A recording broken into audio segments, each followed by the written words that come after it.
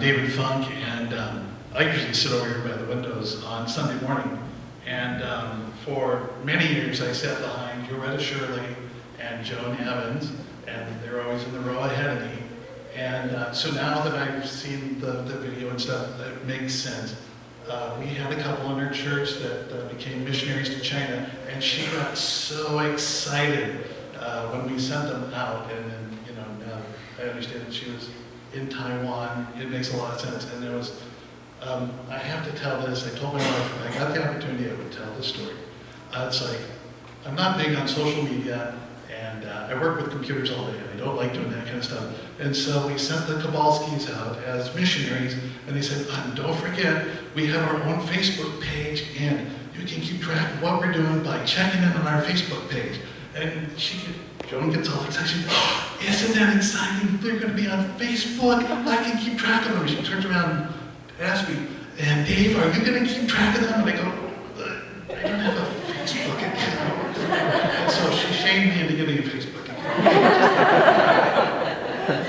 But no, she just loved the Lord, and she was just so excited when the missionaries came. So I appreciate, you know, getting to know her all these years and stuff. And so just God bless the family. Thank you.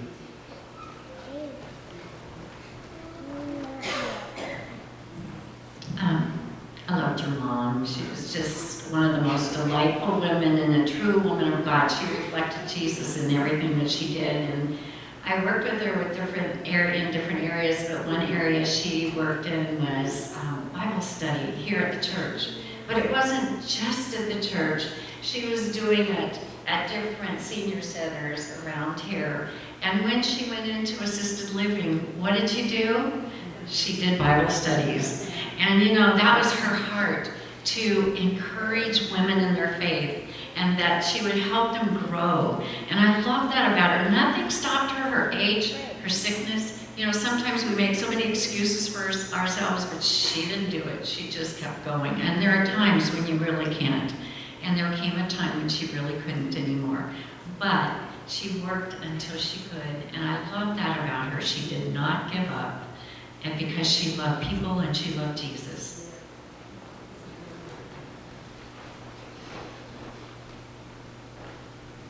Hi, my name is Tom Stephen, and I attend a neighborhood church here. I knew your mom through the church, but we got really close when she started coming to our Alpha tables. Alpha is an outreach ministry of neighborhood. And Joan and I shared probably maybe about 4 or 5 tables. She would bring someone along, and you know, one thing, I think several of you guys noted here, the pastor kind of mentioned it, one thing I remember when I see Joan is her passion for the gospel. It's just amazing. I was just talking to someone yesterday, and I was talking about Joan, and said, it just inspired me so much that, you know, she would, that passion, it just sets you on fire. It's something I cannot explain until you be with her and have those small conversations. Even in those small conversations, she just talks about how the lost need the gospel, how she wants to share the gospel with someone in her, you know, in her assisted living or something like that. She was always on fire. And the other thing, as an Alpha leader, you have several unbelievers at your table. And it was so interesting how Joanne would make them feel absolutely comfortable.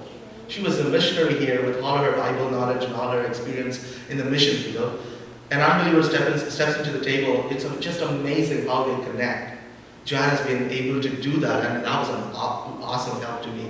And again, I think it inspired me. This morning, I was just thinking about Joanne, and as I was checking my phone, I came across this quote by Ernest Hemingway, and he said, "You're so brave and quiet, I forget you are suffering. You're so brave and quiet, I forget you are suffering."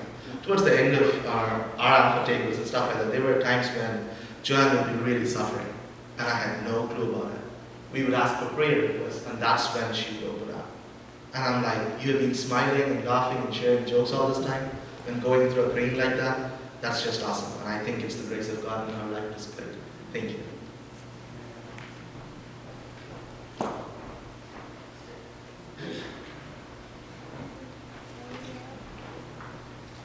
Hi, I'm Bruce, and I've known Joan for maybe 20 years. Since a guy bumped into her in the hallway over like Christian church, knocked her down, broke her hip, and so I started doing her handyman things where she was living.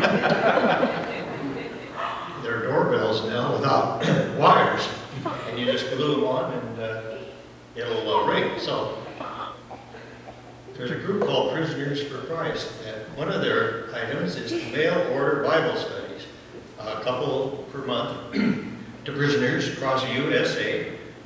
That group has grown to there's 2,000 inmates doing Bible studies, and for, I don't know, 5 or 10 years, she helped grade those. They'd send them, we'd make a lot of attaboys, mail them back. And she kind of adopted this guy in the Walla Walla prison. Oh, yeah, okay. And then we would send a van over with mothers and wives to visit, and she would ride that van over to Walla Walla, leave at 5 a.m., get back at 10 p.m., several hours to visit. So I thought, well, okay, secret little thing. And then he got cancer, and they brought him to an Everett hospital. Now, his parents, who are unforgiven, parents will not forgive your crimes, most parents. But she went to the Everett hospital and was the go-between between his parents and him to convince the parents that he had had a change in life. I'm thinking, this is all done in secret, that I didn't know about. So that confirmed to me that actions speak louder than words.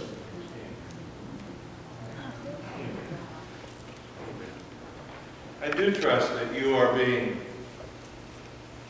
your memories are being primed and activated. And if you don't come to the microphone, that's okay. We're going to move on now. But please take time to write it down or meet with a family member and share what your experience was. And if you can't make it to one of the family members, just turn to someone before you leave the room and say, I remember how she liked to laugh. And she loved very, very deeply. This song she loved very deeply, and she requested in some of her last notes that this song would be sung at the time that you would be here, and we would all gather. So it was prompted by God in her heart to be sung. So the words are for someone, or all of us here in this room today. So just open your heart to the message of the song, please.